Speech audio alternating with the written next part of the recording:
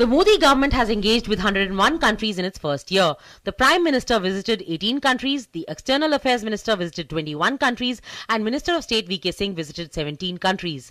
Highlighting the tremendous work done by the NDA government in its first year in the area of foreign policy, External Affairs Minister Sushma Swaraj said that the emphasis has been on three areas: visits, dialogue, and outcome. The focus of foreign policy is on diplomacy and development, and the major domestic flagship programs of the government are incorporated in international engagements.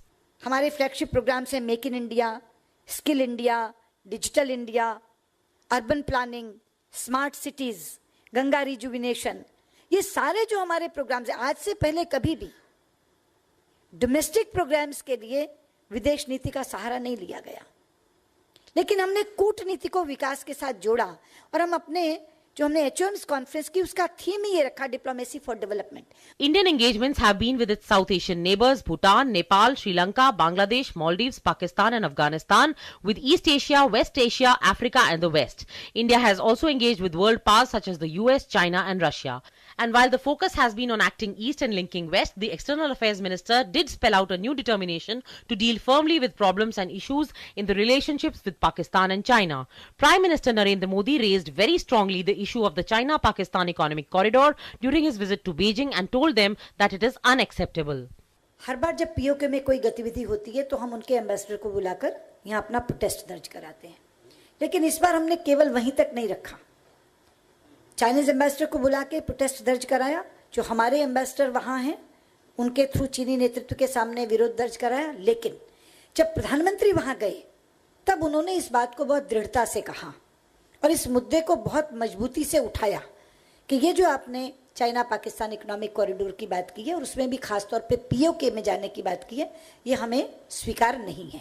Pakistan has termed India's stance as a conspiracy to sabotage the project, and while dwelling on the relationship with Pakistan, the External Affairs Minister said that there would be no talks with Islamabad unless three conditions are fulfilled. She affirmed that there was no flip-flop or difference between the Home, Defence and External Affairs Ministries. पहला, हम हर मसले को शांतिपूर्ण वार्ता से सुलझाने के लिए तैयार हैं, ये पहला सिद्धांत। दूसरा, लेकिन वार्ता केवल दो देशों के बीच में होगी, हमारे और पाकिस्तान के बीच में। ना कोई तीसरा देश मध्यस्थता करेगा, ना कोई तीसरा तत्व पार्टी बनेगा, वार्ता में शामिल होगा, ये दूसरा प्रिंसिपल। और तीसरा, आतंक और हिंसा से दूर सद्भाव के वातावरण में बातचीत होगी। Ms. Swaraj also revealed that Prime Minister Modi will be undertaking an official visit to Israel, the first by an Indian Prime Minister since diplomatic ties were established 23 years ago. The countries work together on counter-terrorism, defense, agriculture, water and energy sectors. The External Affairs Minister herself would be visiting Israel later this year, along with Palestine and Jordan. Ms. Swaraj said that her biggest satisfaction is that the world now recognizes India as a strong country which has a strong government. India has handled numerous challenges successfully, especially in the evacuation of its citizens from war-torn areas. हमारे इस एक कार्यकाल में चार चुनौतियां आई हमारे सामने और बहुत जल्दी आई। 26 मई को सरकार बनी और 3 जून को यूक्रेन का क्राइसिस हो गया। हजारों की संख्या में हमारे बच्चे वहां पढ़ते हैं, विद्यार्थी। 1000 विद्यार्थियों को हम सुरक्षित यूक्रेन से निकाल कर लाए।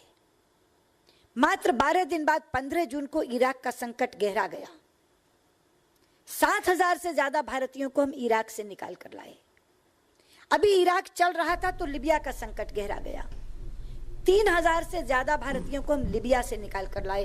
और यमन की कहानी तो मैंने अभी आपको बताई है कि 4500 से ज्यादा भारतीयों को हम यमन से निकाल कर लाए। The next big focus of the government would be engaging with Africa when India hosts the India-Africa Summit in October. Leaders from all 54 African countries will be invited. Newsnight Desk, DD News.